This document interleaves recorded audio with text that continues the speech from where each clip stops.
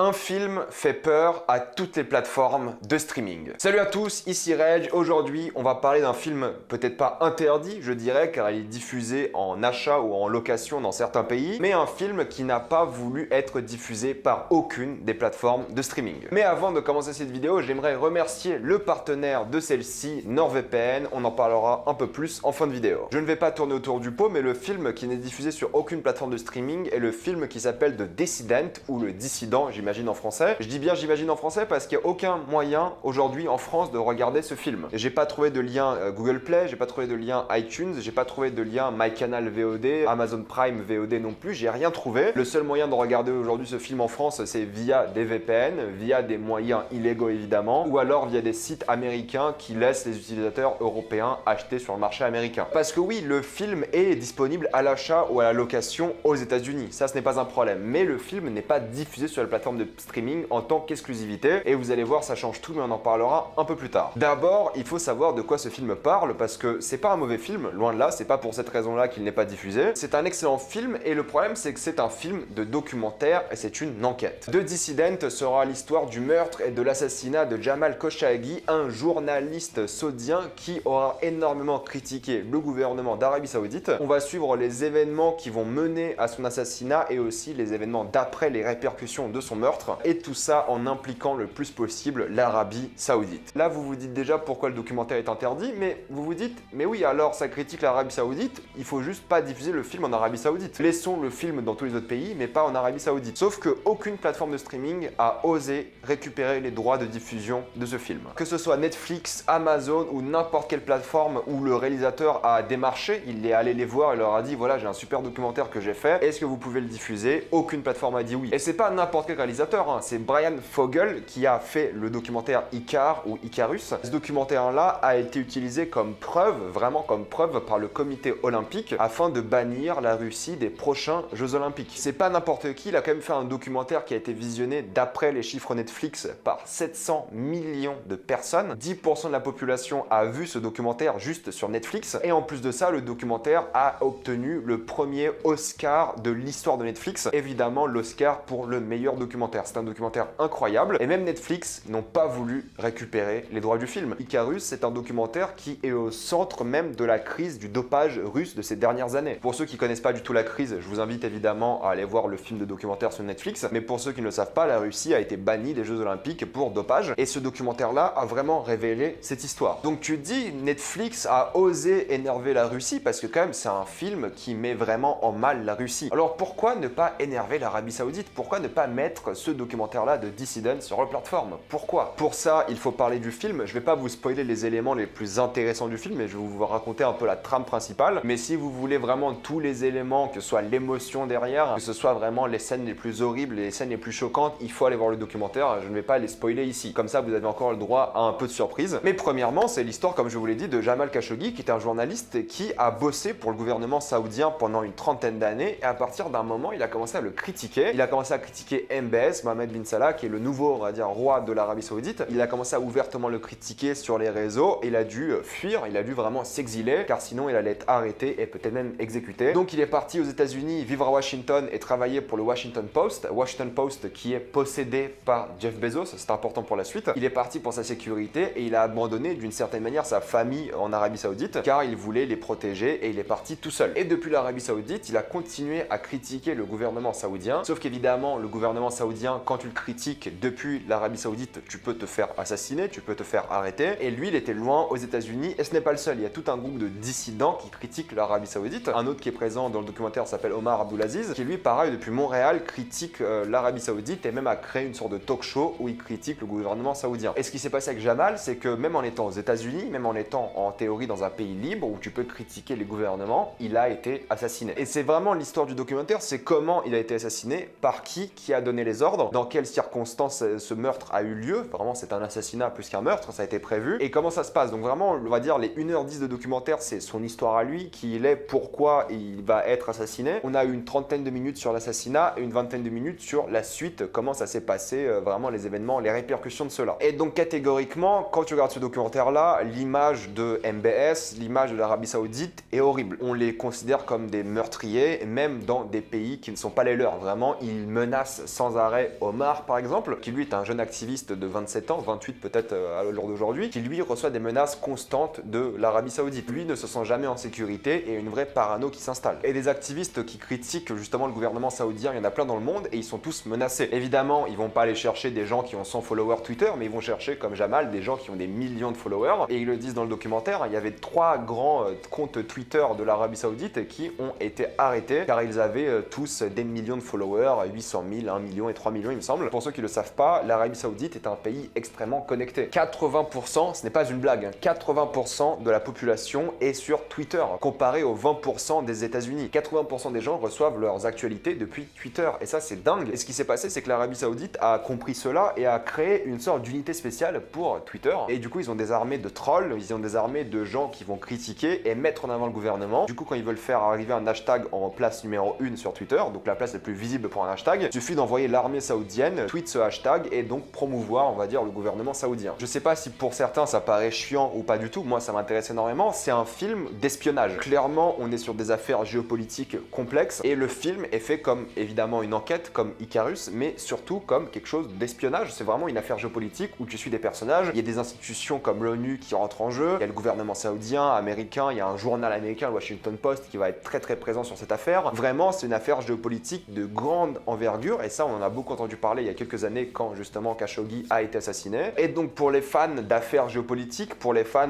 vraiment d'espionnage, pour les gens qui aiment des films d'espionnage, des vrais films, alors là vous avez la réalité mais en film aussi. C'est un documentaire qui est vraiment bien fait, il y a d'excellents visuels, tu vois qu'il y a un budget qui a été mis dans ce documentaire. C'est un beau documentaire aussi, il y a des beaux plans qu'ils ont pris, il y a des interviews très fortes en émotion. C'est l'un des plus beaux et mieux foutus documentaires que j'ai vu de ma vie, ça se voit qu'il y a du budget derrière en tout cas. Et c'est dingue juste en voyant la qualité de ce documentaire là, pourquoi il n'est pas sur les plateformes. D'un point de vue qualitatif, pour moi c'est l'un des meilleurs documentaires que j'ai vu de ma vie et j'adore les documentaires. J'en regarde plein et là j'ai pris une grosse claque parce que c'était 2 heures, j'étais à fond dedans et il y avait à chaque fois des révélations l'une après l'autre, c'était fou. Il y a des interviews importantes, il y a une interview évidemment de Jamal, mais bon malheureusement il a été assassiné avant de pouvoir finir toutes les interviews pour le film. Il y a beaucoup d'interviews de Omar Abdelaziz, on se concentre vraiment sur lui, sur sa vie d'activiste. Le film a été fait en collaboration avec des organisations de droits de l'homme évidemment, parce que bon le problème de l'Arabie Saoudite d'après le documentaire c'est l'atteinte aux droits de l'homme, à l'opinion, à la liberté d'expression. Et c'était un peu le combat de Jamal et ce qu'ils disent dans le film, c'est que l'idée qu'il avait lui c'est le minimum, pouvoir avoir vraiment la liberté d'expression. Et on a le droit à plein d'intervenants super intéressants. Il y a un ancien patron de la CIA, il y a un ancien candidat de la présidentielle égyptienne, et c'est pas n'importe qui parce que c'était super important à l'époque avec le printemps arabe. On commençait à avoir une conscience vraiment politique de liberté dans les pays du Maghreb et du Moyen-Orient, et il parle du fait que par exemple l'Arabie Saoudite a essayé d'éteindre cette flamme de la rébellion, de la révolte, en finançant des groupes anti-révolte et des choses comme ça, donc c'est vraiment hyper compliqué. Le film en part très bien avec des preuves à l'appui, et je me suis dit, des documentaires comme ça, à chaque fois faut se renseigner. Parce que même avec un documentaire,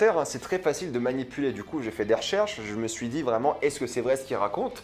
Et ouais, t'as des vrais communiqués officiels de la Turquie, c'est important, je vous dirai pas pourquoi, qui ont été envoyés à plein de pays, dont la France. T'as le Washington Post qui a fait vraiment un travail journalistique de fou, et j'ai lu quelques articles, et c'est dingue. Et tout ce qui est représenté dans le film, d'après moi, d'après les recherches que j'ai faites, bon, j'ai pas fait une vraie bibliographie de recherche, mais ça se tient, en tout cas, tu vois, il y a des vraies preuves derrière, c'est pas hold up, par exemple. Donc ils sont vraiment allés chercher des gens importants, il y a une rapporteure de l'ONU qui est vraiment présentée dans ce documentaire-là, et être rapporteur à l'ONU comme à l'Union Européenne, c'est un vrai travail extrêmement important. Tu es une personne qui a beaucoup d'influence. Il y a plein de scènes à l'ONU, il y a plein de scènes à Bruxelles aussi évidemment. Donc c'est vraiment un documentaire qui, si vous êtes fan de jeux politiques, c'est évidemment génial. Si vous aimez une vraie enquête, vraiment une histoire d'espionnage, vous allez adorer. Et l'une des raisons pour laquelle ce documentaire-là, je pense, est censuré, alors je dis pas censuré, mais qui n'est pas diffusé sur les plateformes de streaming, c'est qu'il y a des vraies preuves, c'est que c'est concret, c'est qu'on le sait, c'est pas de la fiction, c'est réel. On l'a vu avec Trump par exemple, Trump a nié en bloc l'implication de MBS dans l'histoire de l'assassinat de Jamal. Le Congrès américain n'avait pas autorisé la vente de plusieurs milliards de dollars d'armes en Arabie Saoudite et Trump l'a autorisé lui-même en faisant veto. Donc tu vois qu'il y a tout un réseau derrière, tu vois que, enfin en tout cas on le sait que Trump et MBS étaient amis. N'oublions pas que l'Arabie Saoudite c'est 50% des réserves de pétrole dans le monde. Il y a des enjeux extrêmement compliqués, il y a une vraie complexité, mais le documentaire les raconte extrêmement bien. À la fin tu comprends vraiment ce qui s'est passé, c'est clair, net et précis, et je pense que c'est pour ça encore une fois que personne veut prendre ce documentaire. J'aime beaucoup beaucoup parce que d'un côté on parle de la force des réseaux sociaux, du fait de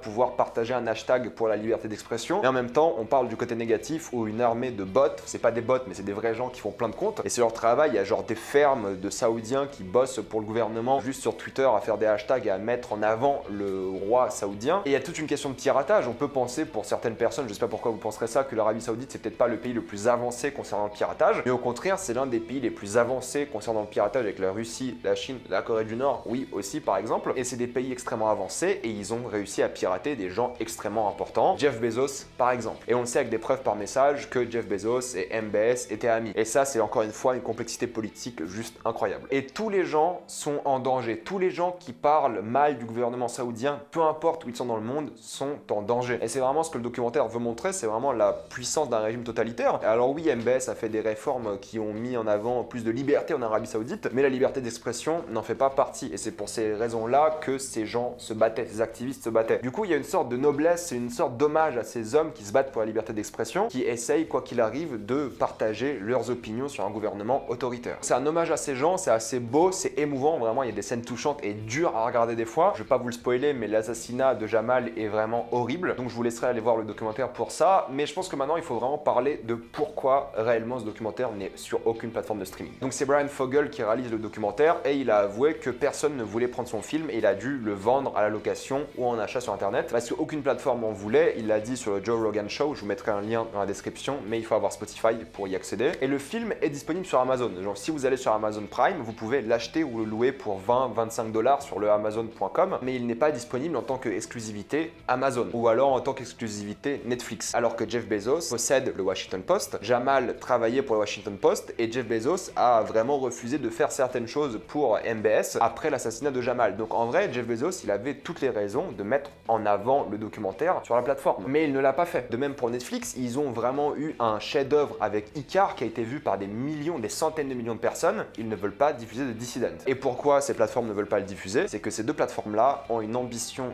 d'expansion de leur service de streaming au Moyen-Orient. Si tu diffuses ce documentaire sur ta plateforme et tu le mets en avant en tant que ton documentaire exclusif, personne au Moyen-Orient ne va autoriser la diffusion de ta plateforme de streaming, et ta plateforme de streaming risque de se faire censurer et tu risques de perdre ces millions et millions d'abonnés. Netflix a un compte Moyen-Orient et Afrique du Nord. Amazon, pareil, ils mettent en avant des productions du Moyen-Orient. Donc il y a une vraie ambition d'avoir plus d'abonnés dans ces secteurs-là. Si tu mets en avant un documentaire aussi politique, aussi critique du gouvernement saoudien, aucun pays du Moyen-Orient ne voudra de ta plateforme. Donc c'est là que tu te poses la question, quelle est la place politique de ces plateformes? À quel moment c'est sympa d'énerver la Russie, mais c'est pas sympa d'énerver l'Arabie Saoudite? Parce que peut-être en Russie, il n'y a pas les mêmes ambitions d'expansion du nombre d'abonnés qu'en Arabie Saoudite. Comme je vous l'ai dit, l'Arabie Saoudite, c'est 8 sur 10 personnes qui ont Twitter. C'est un pays extrêmement connecté. Alors avoir Netflix, c'est très simple aussi pour eux. Donc même si ton employé se fait assassiner comme pour Jeff Bezos, tu ne vas pas diffuser un documentaire sur sa vie. Et sur Netflix, pareil, t'as fait un chef-d'œuvre qui a rapporté beaucoup d'argent à Netflix, qui était un véritable succès, et t'as pas envie de produire la suite. Parce que la suite est en désaccord direct avec tes idées d'expansion au Moyen-Orient. Là où les plateformes de streaming pouvaient avoir une place politique et vraiment être un étendard pour les droits humains dans le monde, non, car il y a de l'argent à choper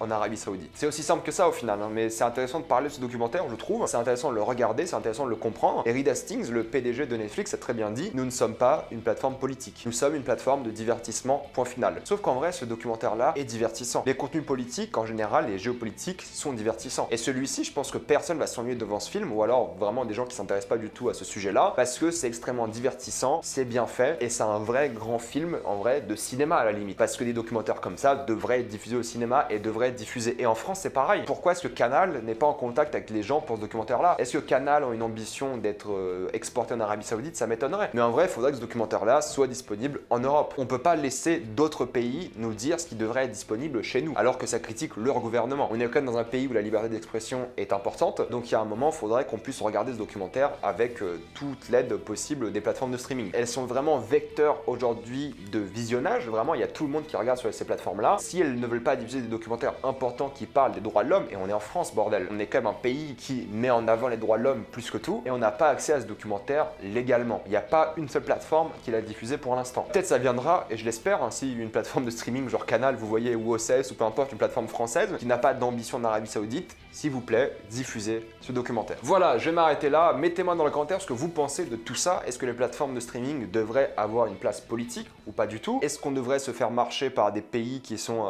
des dictatures, faut le dire, et qui nous interdisent de regarder les contenus qu'on veut chez nous? Mettez-moi tout ça dans les commentaires et s'il vous plaît, allez voir The Dissident. Trouvez un moyen de le regarder, peu importe le moyen, c'est un film important je trouve, et c'est une place importante dans notre société quand vous savez que personne n'a voulu de ce film. Avant de conclure cette vidéo, si vous voulez regarder ce documentaire-là, il y a un moyen très simple pour le faire, c'est évidemment NordVPN. NordVPN est une application de VPN qui fait croire à un site internet que vous l'utilisez depuis un autre pays. C'est le cadre même de la vidéo parce qu'il n'y a aucun moyen pour l'instant en France de le regarder, donc vous pouvez prendre un VPN et aller sur un site américain et louer le film. Mais pour ceux qui ne sont pas intéressés par le film, vous pouvez aussi prendre un VPN pour contourner la très mauvaise chronologie des médias françaises qui pénalise beaucoup le consommateur. Au lieu d'attendre 3 ans pour voir votre film préféré sur une plateforme comme Netflix, vous pouvez prendre un VPN, aller aux États-Unis et avoir accès au film de manière simple et bien plus pratique. Je sais que c'est pas facile en ce moment, mais si par hasard vous voulez voyager un jour, vous pouvez simplement avoir NordVPN et avoir accès à tous les sites, même français. Des fois vous êtes à l'étranger et un site web comme TF1 n'est pas disponible dans tous les pays. En ce moment, si vous avez l'occasion d'aller dans une bibliothèque ou dans un aéroport ou dans un bus ou peu importe et vous connecter à la Wi-Fi publique, vous serez bien plus en sécurité avec NordVPN, mais aussi dans votre réseau privé car toutes vos données seront cryptées. Et c'est l'occasion parfaite car ce mois-ci, NordVPN fête son 9e anniversaire et vous avez le droit, si vous prenez l'abonnement de 2 ans, à 1 mois gratuit supplémentaire et un cadeau surprise en plus. Utilisez le code promo RedGellyGorilla avec le lien que j'ai mis en description et en commentaire épinglé et vous aurez le droit à 70% de réduction. Le site et l'application sont faciles à utiliser sur tous vos appareils et si vous n'êtes pas satisfait sous 30 jours, vous êtes remboursé. Comme d'habitude, pensez à vous abonner à la chaîne pour plus de vidéos, mettez un j'aime et partagez cette vidéo, ça aide beaucoup la chaîne. De temps en temps, je fais des lives sur Twitch, donc pensez à me suivre là-bas. Si vous aimez la chaîne, devenez membre soutien ou faites un petit don sur Utip. Suivez-moi sur Instagram et sur Twitter pour des critiques exclusives et pour toutes les news. Et moi, je vous dis à la prochaine fois. Salut à tous.